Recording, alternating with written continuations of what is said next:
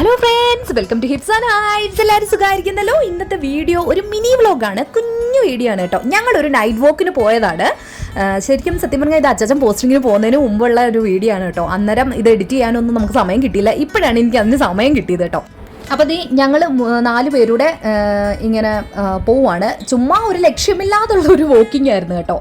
അപ്പോൾ മെയിൻ റോഡിലേക്ക് വന്നു കഴിഞ്ഞപ്പോൾ അവിടെ നല്ല റഷാണ്. ഞാൻ ഇതിന് മുമ്പുള്ളൊരു വീഡിയോയിലും കാണിച്ചിട്ടുണ്ട്. ഈ ഒരു ഏരിയ എന്ന് പറയുന്നത് എപ്പോഴും നല്ല റഷായിരിക്കും, പ്രത്യേകിച്ച് ഈ ഒരു നൈറ്റ് ടൈമിൽ. പൊതുവേ ഈ സിറ്റിയിൽ പോലുള്ളിടത്ത് നൈറ്റിലാണല്ലോ എല്ലാവരും എൻജോയ് ചെയ്യാനായിട്ട് ഇറങ്ങുന്നത്. നമ്മുടെ നാട്ടിൻപുറത്താണെങ്കിൽ ഈ സമയത്ത് എല്ലാവരും വീട്ടിലേക്ക് കയറും. ഇവിടെ ആണെങ്കിൽ എല്ലാവരും വീട്ടിൽ നിന്ന് ഈ ഒരു ടൈമിൽ വെളിയിലേക്ക് ഇറങ്ങുന്ന സമയമായിരിക്കും കേട്ടോ. അപ്പോൾ നല്ല തിരക്കായിരുന്നു. അപ്പോൾ കൊച്ചാളും അച്ഛനോടെ ഫ്രണ്ടിലേക്ക് നടന്നു, ഞാനും വലിയ ആളൂടെ പുറകിൽ ഇങ്ങനെ നടന്ന് വരികയാണ് കേട്ടോ. അപ്പോൾ ഇതിനിടയ്ക്ക് ഇവർ രണ്ടുകൂടെ നടക്കുന്നതിൻ്റെ ഇടയ്ക്ക് ലെഫ്റ്റ് റൈറ്റ് ഒക്കെ പറഞ്ഞിട്ടാണ് പോകുന്നത് കേട്ടോ. കണ്ടില്ലേ? എനിക്ക് സത്യം പറഞ്ഞാൽ ചിരിയും വന്നു. ഇവർ അതിനിടയ്ക്ക് സൗണ്ടൊക്കെ കൂട്ടി. അപ്പോൾ ഞാൻ പറയുന്നുണ്ട് സൗണ്ടൊക്കെ കുറച്ച് പെതുക്കെ പോയാൽ മതിയെന്ന്. പക്ഷേ എനിക്കൊരു ഐഡിയ ഇല്ല ഇവരെങ്ങോട്ടാണ് ഈ പോകുന്നത്. കുറേ കഴിഞ്ഞപ്പോൾ മനസ്സിലായി, നമ്മുടെ കന്റോൺമെൻറ്റിൻ്റെ ഫ്രണ്ടിൽ ഒരു പാനിപൂരി മോമോസിൻ്റെ ഒരു കടയുണ്ട് കേട്ടോ. ഞാൻ ഇതിനു മുമ്പ് പറഞ്ഞിട്ടുണ്ട് എൻ്റെ വീഡിയോസിലൊക്കെ. അപ്പോൾ ആ ഒരു സ്ഥലത്തേക്കാണ് നമ്മൾ പോകുന്നത് കേട്ടോ.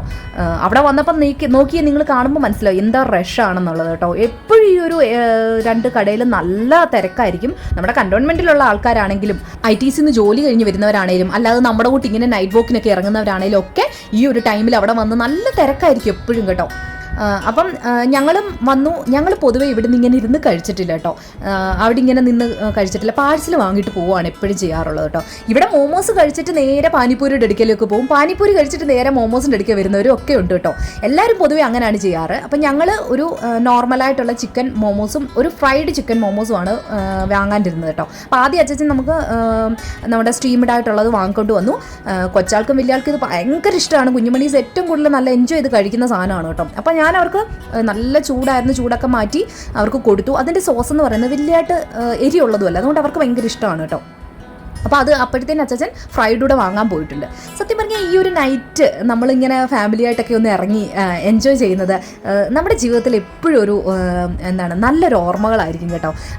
നമുക്ക് നാട്ടിൽ അങ്ങനെ ഇങ്ങനൊരു അവസരമൊന്നും കിട്ടാറില്ല അല്ലേ. അപ്പോൾ ഞങ്ങൾ ഈ ഒരു ടൈമിൽ അത് നല്ലതായിട്ട് എൻജോയ് ചെയ്തു.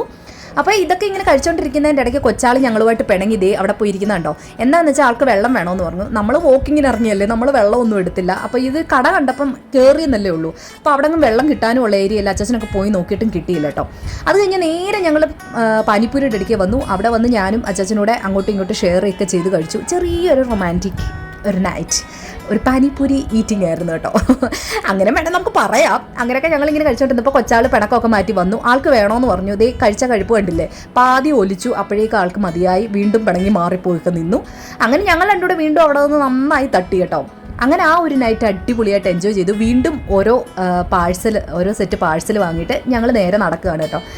അപ്പോൾ പിണക്കമൊക്കെ മാറി കുഞ്ഞുമണീസ് ഫ്രണ്ടിൽ ഇങ്ങനെ നടക്കുന്നുണ്ട്. കന്റോൺമെൻറ്റിൻ്റെ ഫ്രണ്ടിൽ വന്നപ്പോൾ അച്ഛൻ്റെ കൂടെ